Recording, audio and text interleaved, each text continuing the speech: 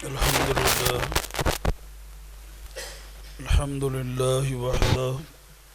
والصلاة والسلام علی من لا نبی بعدہ اما بعد فاعوذ باللہ من الشیطان الرجیم بسم اللہ الرحمن الرحیم واعتصموا بحبل اللہ جميعا آمنت باللہ صدق اللہ العظیم۔ معزز حضرات محترم، خصوصاً حضرت مولانا ضیاء اللہ شاہ بخاری صاحب مدد اللہ العالی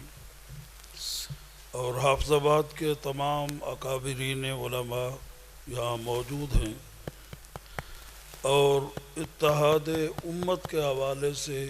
یہاں یہ سب حضرات اکٹھے ہیں، تو اللہ رب العزت نے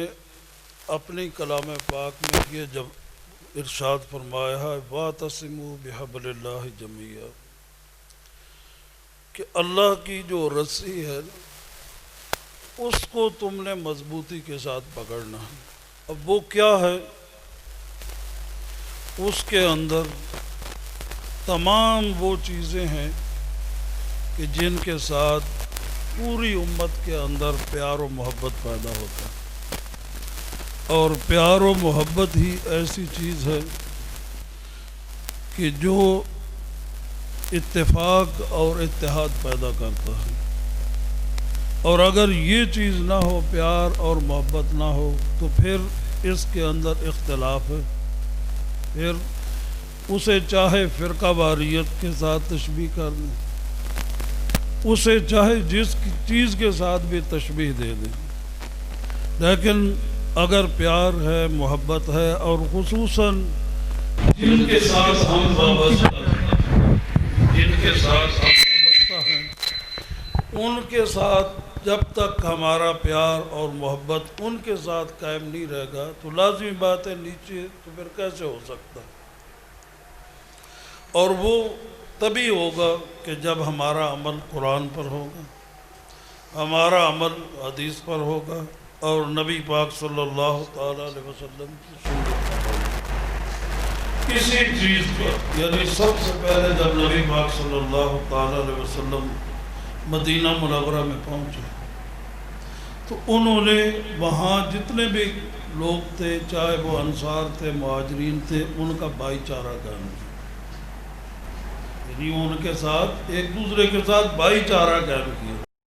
اور پھر ان کا بھائی چارہ وہ ایسا مثالی تھا، یعنی ایسا مثالی ان کا بھائی چارہ تھا کہ وہ انہوں نے یعنی خود تو بھوک برداشت کر لی، لیکن اپنے بھائی کی یعنی اپنے بھائی کی عزت کا بھی، اس کی خوراک کا بھی، اس کی رہائش کا بھی، تمام چیزوں کا یعنی ایسا مظاہرہ کیا کہ وہ آج بھی ہمارے لیے رہنما۔ اب دیکھیں حضرت ابو طلحہ انصاری ہیں رضی اللہ تعالیٰ عنہ، نبی پاک صلی اللہ علیہ وسلم کے صحابی ہیں، تو اتفاق سے نبی پاک صلی اللہ تعالیٰ علیہ وسلم کے پاس اس وقت لوگ مہاجرین ہجرت کر کے مدینہ پاک آتے، تو جب مدینہ پاک ہجرت کر کے آتے تو حالات بھی ایسے تھے، فقر و فاقہ تھا، کون سے ان کے پاس اتنے کھانے تھے، تو نبی پاک صلی اللہ تعالیٰ علیہ وسلم نے سب سے پہلے اپنے گھر ازواج مطہرات کے پاس بھیجا کھانے کے لیے آئے، انہوں نے کہا جی کچھ بھی نہیں، اور صحابہ سے پوچھا، انہوں نے کچھ بھی نہیں، تو ابو طلحہ انصاری رضی اللہ تعالیٰ عنہ وہاں بیٹھے تھے، وہ گھر گئے، اب جب گھر گئے تو گھر بیوی سے جا کر پوچھا کھانے کے لیے کچھ ہے؟ تو وہ کہنے لگی کچھ بھی نہیں، کچھ بھی، یہ بچوں کے لیے چند ٹکڑے پڑے ہیں اور تو کچھ بھی نہیں۔ تو وہ کہنے لگے کہ کوئی بات نہیں، آپ ایسا کریں کہ میں بھی بھوک کر رات گزار سکتا ہوں، تو بھی کر سکتی ہے، اگر ایک رات بچے بھی بھوکے رہ گئے تو کون سا فرق پڑ جائے؟ تو اگر یہی کھانا ہم جو بچوں کا ہے ٹکڑے چند اگر مہمان کو کھلا دیتے ہیں تو ہمارا تو گزر ہو جائے. اب وہ مہمان کو لے کر آئے اور گھر یہ نصیحت بھی کر گئے کہ جب وہ بیٹھے گا اور تو کچھ ہے نہیں تو ایسا کرنا کہ چراغ درست کرنے کے بہانے اس کو بجھا دینا, وہ ہمارے ساتھ کھانا کھا لے, میں اس کے ساتھ بیٹھ جاؤں. اب اس نے کھانا کھا لیا, وہ چلا گیا. صبح حضرت ابو طلحہ رضی اللہ تعالیٰ عنہ جب نبی پاک صلی اللہ علیہ وسلم کی مسجد میں نماز کے لیے گئے تو دور سے نبی پاک صلی اللہ علیہ وسلم نے دیکھ کر مسکرائے. فرمانے لگے ابو طلحہ جو رات تم نے عمل کیا ہے اللہ رب العزت کو یہ عمل تمہارا اتنا پسند آیا ہے کہ اللہ نے اس عمل کو قرآن میں اتار دیا ہے. وَيُؤْثِرُونَ عَلَىٰ أَنفُسِهِمْ وَلَوْ كَانَ بِهِمْ خَصَاصَةٌ کہ وہ دوسروں پر ترجیح دیتے ہیں چاہے وہ خود بھوکے کیوں نہ رات گزاریں. تو یہ وہ محبت اور پیار ایک دوسرے کے ساتھ تھی, مگر نہ وہ تو کوئی اجنبی تھا, اسے تو وہ جانتے بھی نہیں تھے کہ یہ کہاں سے آیا ہے, کس جگہ سے ہے, نہ کوئی رشتہ داری ہے, نہ کوئی برادری ہے, نہ کوئی قبیلہ ہے, نہ لیکن ایک بات نبی پاک صلی اللہ تعالیٰ علیہ وسلم نے بتلائی ہے کہ اگر تم آپس کے اندر ایک دوسرے کے ساتھ پیار اور محبت کے ساتھ رہو گے تو پھر دنیا کے اندر کوئی تمہیں کوئی نقصان نہیں پہنچائے.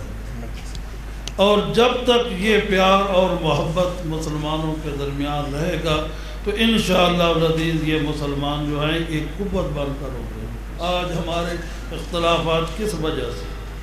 کہ ایک تو یہ ہے کہ ہم ایک دوسرے کے قریب ہی نہیں آتے, ہم ایک دوسرے کے پاس بیٹھتے ہی نہیں, ایک دوسرے کے ساتھ ملتے ہی نہیں. جب تک ہم ایک دوسرے کے قریب نہیں جائیں گے, ایک دوسرے کے پاس بیٹھیں گے نہیں,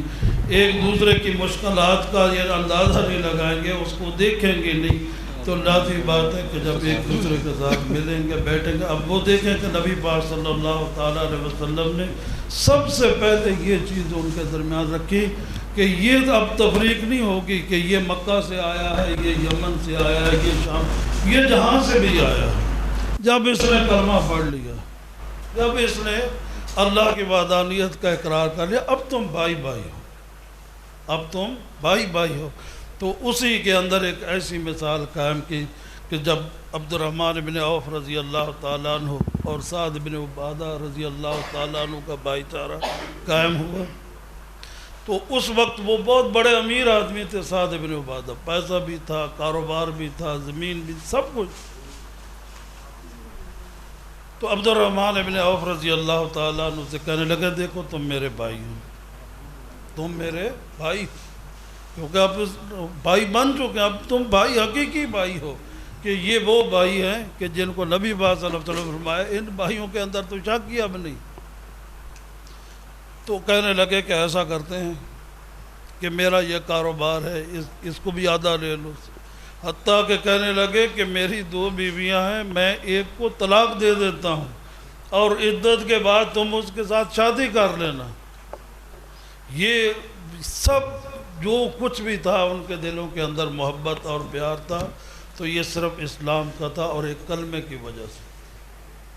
ایک کلمہ تھا, ایک نبی پاک صلی اللہ علیہ وسلم کے ساتھ رفاقت تھی. آج ہمارے پاس قرآن بھی موجود ہے لیکن ہم قرآن پڑھتے تو ہیں لیکن کہاں پڑھتے ہیں؟ اپنے مطلب کے لیے, اپنی ضرورت, فوتگی پر پڑھ لیں گے, جو اپنے فائدہ دے گی وہ آیت پڑھ لیں گے, لیکن کبھی ہم نے اجتماعی طور پر قرآن پر غور نہیں کیا. اگر اجتماعی طور پر ہم قرآن پر عمل کریں تو کبھی فرقہ واریت نہ ہو. ہمارے پاس نبی پاک صلی اللہ علیہ وسلم کے عمل موجود. تو سعد بن عبادہ رضی اللہ تعالیٰ عنہ نے جب اتنی بڑی یہ آفر کر دی تو وہ کہ عبد الرحمن بن عوف رضی اللہ تعالیٰ عنہ فرمانے لگے دیکھو اللہ پاک تمہیں تمہارے مال میں برکت دے, تمہارے رزق میں برکت دے, تمہاری 2 بیویاں ہیں, تمہارے خاندان میں برکت ہے, مجھے تم بازار کا راستہ بتلا دو, مجھے تم بازار کا راستہ بتلا دو. تو وہ کہتے ہیں کہ نبی پاک صلی اللہ تعالیٰ علیہ وسلم کی دعا کی برکت سے میں اگر مٹی کو بھی ہاتھ لگاتا تو وہ بھی سونا بن جاتا. تو یہ محبت اور پیار قرآن بھی یہی کہتا ہے وَاعْتَصِمُوا بِحَبْلِ اللَّهِ جَمِيعًا کہ جب تم اللہ کے دین کو مضبوطی کے ساتھ پکڑ لو گے اللہ کے دین پر جب تم عمل کرو گے تو پھر اختلافات بھی ختم ہوں گے، تمہارے اندر پیار و محبت بھی۔ تو پہلی پیار و محبت کی جو تلقین نبی پاک صلی اللہ تعالیٰ علیہ وسلم نے قائم کی، تو پھر یہ ایسا وقت ان پر، یعنی صحابہ کے اندر وہ یہ نہیں دیکھتے کہ یہ مہاجر ہے، یہ نہیں دیکھتے یہ انصار ہے، تو پھر یہ حضور صلی اللہ تعالیٰ علیہ وسلم کے ساتھ ان کا وفا تھا، ان کا پیار تھا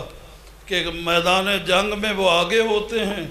اور نماز میں وہ پیچھے کھڑے ہوتے ہیں۔ تو اللہ رب العزت ہمیں ان کی اطاعت کرنے کی توفیق عطا فرمائے۔ جب ان کی اطاعت کریں گے تو انشاءاللہ العزیز ہمارے دلوں کے اندر ایک دوسرے کے ساتھ محبت بھی پیدا ہوگی، ایک دوسرے کے ساتھ پیار بھی پیدا ہوگا۔ اللہ پاک ہمیں قرآن پڑھنے اور اس پر عمل کرنے کی توفیق عطا فرمائے۔ ماشاءاللہ۔